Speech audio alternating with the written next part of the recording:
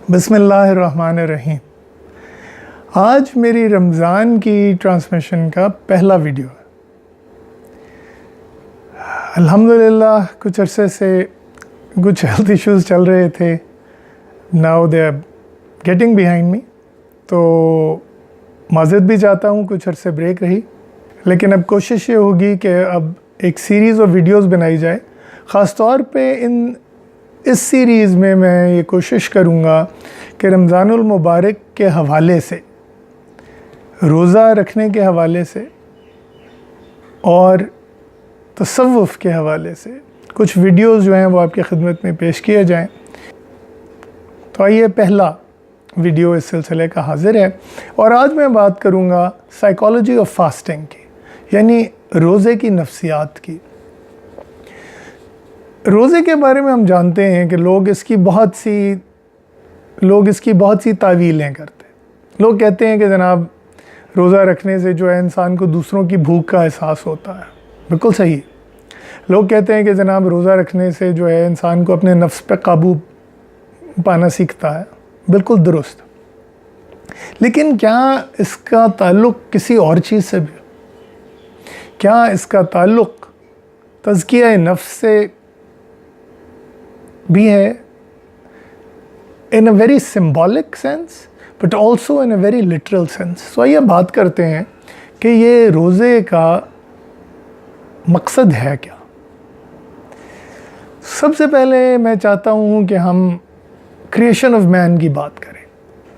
हज़रत आदम अलैहिस्सलाम और हज़रत हव्वा के क्रिएशन के बाद जो सबसे पहला सिग्निफिकेंट वाक़या जो है जन्नत में रूनुमा होता है, वो शैतान का इंसान को बहकाना और उस बहकावे के नतीजे में आदम और हव्वा का शजरे ममनुआ का फल खाना, यानी फॉरबिडन फ्रूट जो है वो खाना। तो खाना जो है यहाँ पे आप देखें कि ये इससे पहले हमें खाने का जिक्र नहीं मिलता। ऑब्वियसली कुछ ना कुछ आदम और हव्वा जन्नत में खा रहे होंगे और उन्हें खाने की इजाज़त थी, लेकिन एक शजर से ख़ास तौर पे मना कर दिया गया था। तो अब ममनुआ फल को खाने से होता क्या? ममनुआ फल को खाने से उनकी जो जेनिटल्स हैं वो उनकी अवेयरनेस उन्हें आ जाती है, यानी सेक्सुअल इंस्टिंक्ट जो है वो नमूदार होता। अब यहाँ एक बहुत इम्पॉर्टेंट थीम हमें समझ में आती है कि जो तो बाकी फल हैं, बाकी चीज़ें हैं, वो लतीफ़ हैं, वो रूहानी ग़ज़ा हैं और उनको खाने की आदम और हव्वा को इजाज़त थी। लेकिन जो शजरे ममनुआ का फल है, जिसके ज़रिए उन्हें कार्नल नॉलेज या जिस्मानी या बदनी नॉलेज आती है या अवेयरनेस आती है ऑफ देयर लोअर इंस्टिंक्ट्स, वो शजरे ममनुआ के फल के खाने से आती है। तो अब यहाँ पे हम एक डायरेक्ट लिंक देख रहे हैं हमारी भूख का, जिस्मानी भूख का, जो कसीफ चीज़ों की भूख है, लतीफ़ चीज़ों की नहीं, कसीफ चीज़ों की भूख है, और जिनसी ख्वाहिशात का, जो कि हमारे नफ्स को मज़ीद गंदगी की तरफ लेके जाती। अब यहाँ एक चीज़ समझने की ज़रूरत है कि रोज़ा क्या करता है। रोज़ा इंसान की इन दो बुनियादी चीज़ों को, जो आदम और हव्वा की पहली लग़ज़िश जो है जो जन्नत में उन्होंने की, उसकी तलाफ़ी। हम जब बतौर इंसान सुबह से शाम तक उस ख्वाहिश को दबाते हैं जिसे आदम और हव्वा ना दबा सके, तो हम अलामती तौर पे उस गलती की तलाफ़ी करते हैं। Symbolically we go through the process of purification but also of purging ourselves of the scene, so to speak। तो गोया हमारा जो रोज़ा रखना है 30 दिन مسلسل صبح سے شام، وہ گویا ایک طرح کا کفارہ ہے جو تمام انسانیت حضرت آدم علیہ السلام اور حضرت حوا کی لغزش کے لیے ادا کرتے ہیں۔ ہو سکتا ہے بعض لوگ اس پہ اعتراض کریں یا اس کو غلط سمجھیں، لیکن یہ ڈیفینیٹلی ایک مسٹیکل ڈائمینشن ضرور ہے روزے کی۔ اور اب دوسرا اور میرے خیال میں زیادہ اہم نقطہ روزے کے حوالے سے، اور وہ ہے حضور صلی اللہ علیہ وآلہ وسلم کی ذات مبارکہ اور اس کا جو عکس ہمیں روزے کے ایکشن میں، روزے کے عمل میں ملتا ہے، اس پہ تھوڑی سی بات ہو جائے۔ روزہ ہم پہ فرض کیا گیا، اور ظاہر ہے کہ روزے کی جو سنت ہے وہ دوسرے انبیاء سے بھی چلی آ رہی تھی، لیکن اسلام میں، محمد اسلام میں صلی اللہ علیہ وآلہ وسلم 30 دن کا رمضان کے مہینے میں روزے فرض کر دیے گئے۔ اب یہ روزہ جو ہے یہ جسم کو خالی رکھنے کا یا خالی کرنے کا نام ہے۔ تو روزہ جو ہے لٹرلی جسم کو خالی کرنے کا نام ہے، جسم کو خوراک سے یا کثافت سے جو ہم میں اکثر اوقات جو شجر ممنوعہ سے بھرنی شروع ہوئی تھی غلاظت، اس غلاظت سے خود کو پاک کرنے کا نام ہے۔ لیکن یہ صرف ایک علامت ہے، اور اس علامت کے ساتھ جو ایک اصل میں عمل ہو رہا ہے وہ نفس کو خالی کرنے کا عمل ہو رہا ہے۔ اور نفس کو جب ہم خالی کرتے ہیں تو وہ اللہ تعالیٰ کا نام اور اللہ تعالیٰ کا ذکر کرنے کے قابل ہو جاتا ہے۔ اللہ تعالیٰ کی طرف سے جو ہم پہ نور اور رحمت اور برکت اس مہینے میں نازل ہوتی ہے، اس کو ریسیو کرنے کے قابل ہو جاتا ہے۔ وہ جیسے ایک زین بدھسٹ کی سیئنگ ہے نا کہ you cannot pour anything into a full cup. So, in order to receive nourishment from above, your cup needs to be empty. تو یہاں ہمیں سورہ قدر کی جو پہلی آیت ہے وہ سمجھ میں آتی ہے کہ اِنَّا أَنزَلْنَاهُ فِي لَيْلَةِ الْقَدْرِ وَمَا أَدْرَاكَ مَا لَيْلَةُ الْقَدْرِ۔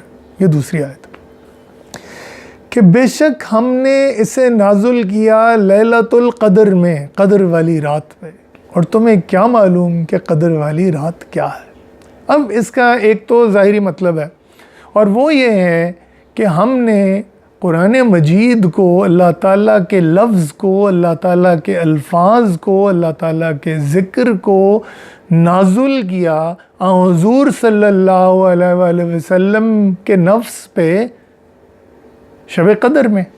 تو یہ ایک ظاہری مفہوم ہے، لیکن ایک مسٹیکل مفہوم بھی ہے اس کا، اور مسٹیکل مفہوم یہ ہے کہ in order to receive the word of God, in order to receive the name of God, in order to receive the voice of God, the sound of God, the emptiness has to be complete. The Prophet's soul sallallahu alaihi wasallam had to be empty to receive it. اور یہ جو ایمٹینس ہے، یہ جو عجز ہے، جو انکسار ہے، جو عاجزی کی انتہا ہے جو ہمارے نبی کریم صلی اللہ علیہ وآلہ وسلم میں تھی، اس سے شب قدر کو تشبیہ دینا، اور پھر سمجھ میں آتی ہے کہ ہم حضور صلی اللہ علیہ وآلہ وسلم کو بدر سے یا 14ویں کے چاند سے تشبیہ کیوں دیتے ہیں کہ جب انہوں نے اپنا سول اللہ تعالیٰ کے لیے شب قدر کی مانند کر لیا، اپنا نفس جو ہے وہ اپنی عبادت و ریاضت اور مجاہدے سے شب قدر کی مانند خالی رکھا، تو اس میں اللہ تعالیٰ کا نور اترا، اور یہ وہ نور ہے جس کے لیے کائنات تخلیق دی گئی ہے، نور محمدی صلی اللہ علیہ وآلہ وسلم۔ تو یہ جب نور ان میں اترا تو یہ نور جو ہے انسانیت کو نظر آتا ہے تو وہ ایک 14ویں کے چاند کی طرح جو سورج کی شعاؤں کو ٹھنڈا کر کے اور ایک دلکش روشنی میں تبدیل کر کے ہمارے لیے رہنمائی کرتا ہے۔ تو یہ 14ویں کا چاند، طلع البدر علینا، ہم پہ طلوع ہوا 14ویں کا چاند، یہ وہ 14ویں کا چاند ہے جو شب قدر میں طلوع ہوتا ہے۔ اور شب قدر جو ہے وہ اس قدر خالی، جیسے حضور صلی اللہ علیہ وآلہ وسلم نے اپنے نفس کو اللہ تعالیٰ کے الفاظ کو ریسیو کرنے کے لیے، وصول کرنے کے لیے خالی رکھا۔ اور اسی طرح ہمیں یہ سمجھ آتی ہے پھر کہ جب حضور صلی اللہ علیہ وآلہ وسلم کو قرآن مجید میں سراج منیر کہہ کے پکارا جاتا ہے، ایک چمکتا ہوا چراغ، چمکتا ہوا روشن چراغ، اور یہ روشن چراغ جو ہے اس تاریکی میں ہمارے کام آتا ہے۔ اور یہ تاریکی جو ہے، یہ تاریکی بھی علامت ہے اس انکسار کی، اس عجز کی جو نبی کریم صلی اللہ علیہ وآلہ وسلم کی ذات میں نمایاں تھا۔ تو ہمیں یہ سمجھنا ہے کہ جس طرح ایک طرف ابلیس کا جو انسانیت کو چیلنج ہے وہ تکبر کا ہے، کہ رمضان میں جو ہم پہ سب سے بڑا چیلنج ہے، سب سے بڑا چیلنج ہے وہ تکبر کا ہے۔ اکثر اوقات لوگ ایک دوسرے سے ملتے ہیں، سب سے پہلا سوال یہ پوچھتے ہیں تمہارا روزہ ہے؟ اور اگر اس شخص کا کسی بھی وجہ سے روزہ نہیں ہے تو خود کو اس سے دوسرے سے سپیریئر سمجھنا شروع کر دیتے ہیں، اس کو تنقید کرتے ہیں، اس کو برا بھلا کہتے ہیں۔ تو بعض لوگ ہو سکتا ہے اس کو ثابت کرنے کی کوشش کریں کہ نہیں جی ہم تو نیکی کی بھی ہدایت کر رہے ہیں اور یہ کر رہے ہیں اور تبلیغ سنت ہے وغیرہ وغیرہ وغیرہ، لیکن جو سب سے بڑا چیلنج ہے وہ اپنے نفس کو قابو میں رکھنے کا اور اپنے نفس کو تکبر سے بچانے کا، کیونکہ جیسے ہی تکبر آتا ہے ہماری تمام نیکیاں زائل ہونی شروع ہو جاتی ہیں، جیسے ابلیس کی تمام نیکیاں اور تمام عبادتیں زائل ہو گئیں۔ تو یہ ٹائم ہے کہ ہم رمضان کے احترام کے نام پہ دوسروں کو برا بھلا مت کہیں، اور رمضان کے احترام میں دوسرے کا احترام کریں، چاہے وہ روزہ رکھ رہا ہو یا نہ رکھ رہا ہو۔ اپنے روزے کی طرف توجہ دیں، اپنی عبادت و ریاضت کی طرف توجہ دیں۔ لیکن coming back to the point کہ محمد برکہ جو ہے، جو برکہ محمدیہ صلی اللہ علیہ وآلہ وسلم ہے، اس کا روزے سے تعلق ہمیں سمجھنا ہے۔ اور روزے کا تعلق برکہ محمدیہ سے جڑتا ہے جب ہم شب قدر کو اور سراج منیر کو سمجھتے ہیں۔ تو شب قدر کیا ہے؟ ہم اسے رمضان کی طاق راتوں میں تلاش کرتے ہیں عبادت کے ذریعے، جیسا کہ حدیث مبارکہ میں حکم ہے۔ اور ساتھ ہی ساتھ قرآن مجید کا جو ایک چیلنج ہے، وما ادراک ما لیلۃ القدر، کہ تمہیں کیا معلوم کہ وہ قدر والی رات کیا ہے۔ اور یہ قدر والی رات جو ہیں ایسے ہیں جیسے کہ ایک زینہ لگا ہو اور اس زینے سے فرشتے اور روح القدس نیچے اتر ہے، as if God's word is descending upon the soul of the Prophet صلی اللہ علیہ وآلہ وسلم۔ سلام ہی حتی مطلع الفجر، اور سلامتی ہے فجر کے وقت۔ تو یہاں ضروری ہے کہ شب قدر کا مسٹیکل میننگ سمجھا جائے۔ شب قدر ایک طرف تو وہ ایک رات ہے جو طاق راتوں میں سے رمضان کی ایک ہے، دوسری طرف وہ رات جو ہے وہ اس نفس کو خالی کرنے کا نام ہے جسے بنایا اس لیے گیا ہے کہ وہ اللہ تعالیٰ کا اسم جو ہے، اللہ تعالیٰ کا ذکر جو ہے، اللہ تعالیٰ کا نور جو ہے وہ ریسیو کرے۔ اور یہ ہے اصل میں سمجھنا برکہ محمدیہ۔ اور اب میں بات کرتا ہوں ایک پسندیدہ درود شریف کی، قصیدہ بردہ شریف۔ مولایا صلی وسلم دائما ابدا علی حبیبک خیر الخلق کلہم مولاي صل وسلم دائما أبدا على حبيبك خير الخلق كلهم محمد سيد الكونين والثقلين محمد سيد الكونين والثقلين والفريقين من قرب ومن عجم والفريقين من عرب ومن عجم مولاي صل وسلم دائما أبدا على حبيبك خير الخلق كلهم هو الحبيب الذي ترجى شفاعته هو الحبيب الذي ترجى شفاعته لكل هول من الأهوال مقتحم لكل هول من الأحوال مقتحم مولاي صل وسلم دائما أبدا على حبيبك خير الخلق كلهم. تو علامہ بوصیری کا یہ لکھا ہوا درود شریف، اس کے پیچھے ایک بہت زبردست حکایت ہے جو ابھی میں آپ سے شیئر کرنے والا ہوں. علامہ بوصیری فالج کے مریض تھے اور اس حالت میں ہی انہوں نے یہ درود شریف لکھا، اور قصیدہ بردہ شریف کے نام سے وہ کیوں مشہور ہوا ابھی آپ کو بتاتا ہوں. تو انہوں نے جب یہ درود لکھا تو وہ مسلسل اس درود شریف کو پڑھ رہے تھے. اب ذرا سوچئے کہ اس کے الفاظ کیا ہیں. مولاي صل وسلم دائما ابدا، اے خدا، اے مولا، اے آقا، درود اور سلام بھیجئے مسلسل، دائما، ابداً، ہمیشہ کے لیے.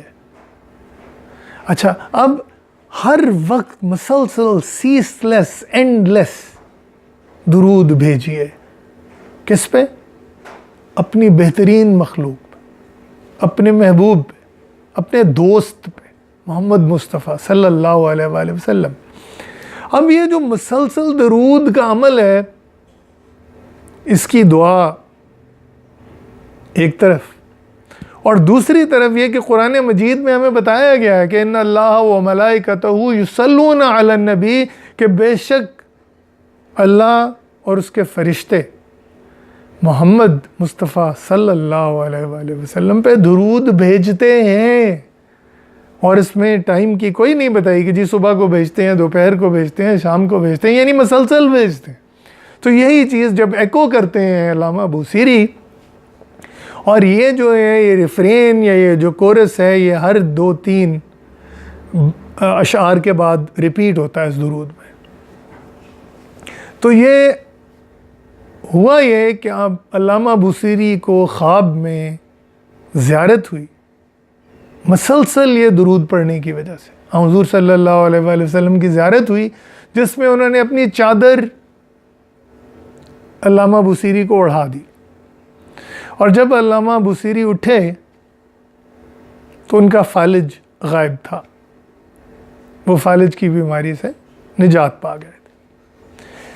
تو اس کو قصیدہ بردہ شریف اس لیے کہا جاتا ہے کہ بردہ عربی میں چادر کے لیے ایک لفظ ہے.